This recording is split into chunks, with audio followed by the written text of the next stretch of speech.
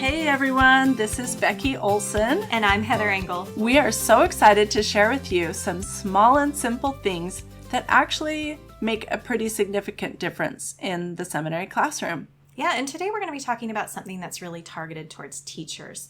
We've had some changes in our reimbursement program, and so we want to go over that. So my first question is, why do teachers need to submit reimbursements? Why would they want to do that? Well, I know that some teachers feel that this is just part of living the law of consecration and it's just a small donation to the church. $5 here, $5 there. They're like, I can absorb that, not a big deal. The church education system needs to know the actual operating costs, the actual cost of running these programs. And if we're always absorbing the cost, then they may think, well, those funds aren't actually needed then because people aren't using them. So they could end up cutting back on some of those funds in the future because those funds are not being utilized. And we really would love to have our wonderful seminary teachers serve forever, but they're not going to.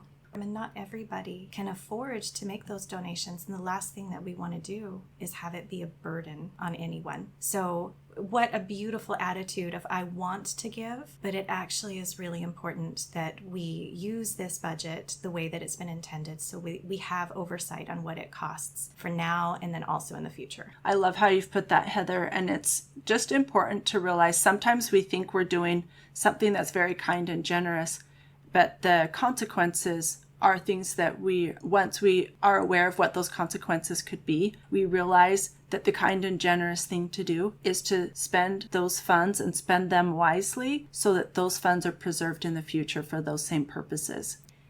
Okay, so let's just look at some of those real specific things, like what this The details. Let's get into the details of what the new policies for reimbursement are. Give us the numbers. Help us, Heather. All right, so there's 4 things that you can be reimbursed for. First is mileage. Any seminary-related travel that you do, we can reimburse at the federal standard rate for volunteers at 14 cents a mile, which may not sound like much, but it really adds up. So this is going to include travel to and from seminary if you're not teaching in your home, if you're going to a training, if you're going out and fellowshipping your students.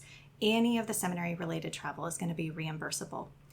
The next one is supplies. Supplies are anything that you're going to use on, like in the classroom, pens, pencils, paper.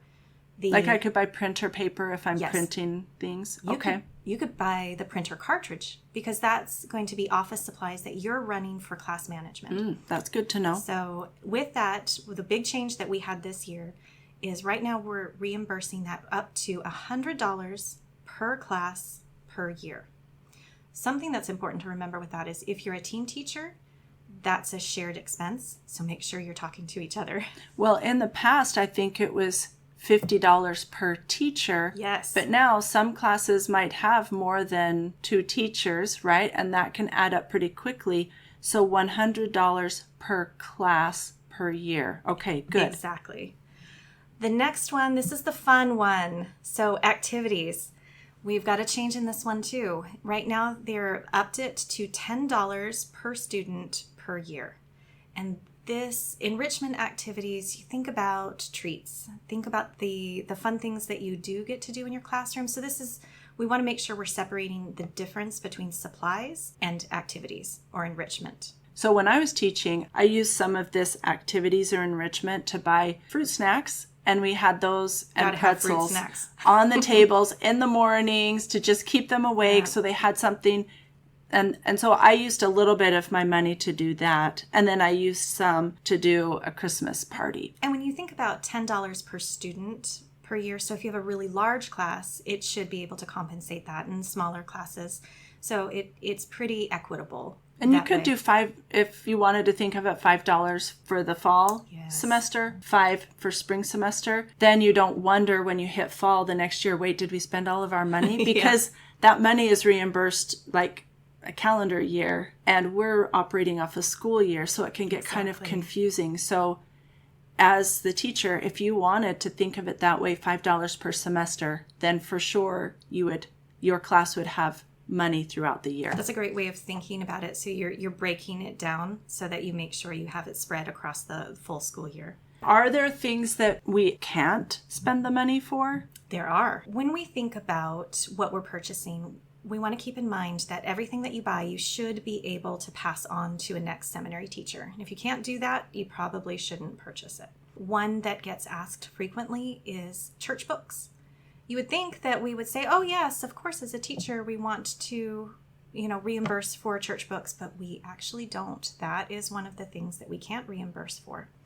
And the reasoning behind that is the curriculum has been provided for teachers, and we want to make sure that they're staying with that. Anything that you should be teaching from the lesson manuals and the church-approved sources, that's all given to you. So books are on the non-approved list.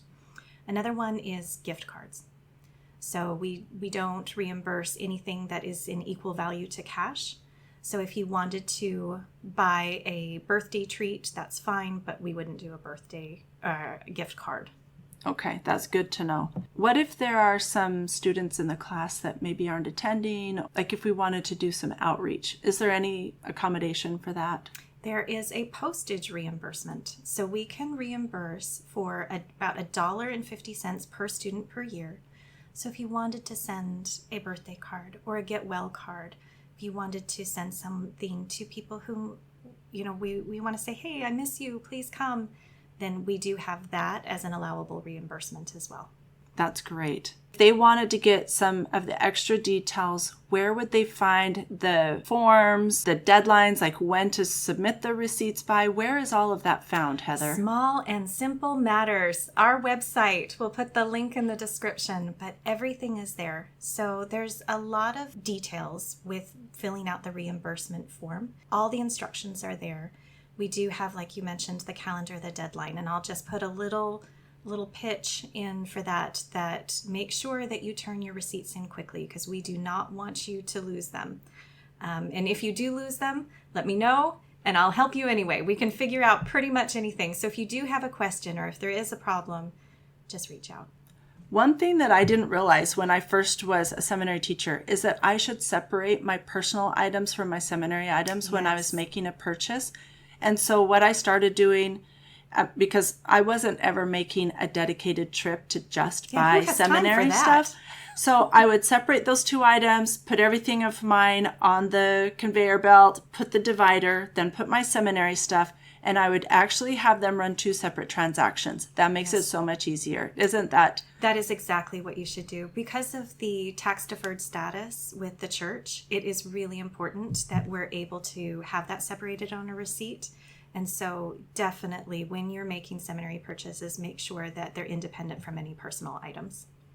This process is a little bit daunting at the beginning. I have to say, when I was a seminary teacher, I was like, wait a minute, I'm preparing lessons, I'm entering attendance. Now I have to worry about reimbursements. If you're feeling a bit overwhelmed by it, or if you just want to have somebody walk you through it, give Heather a call when you're doing your first reimbursement, and she can just talk you through it and answer your questions.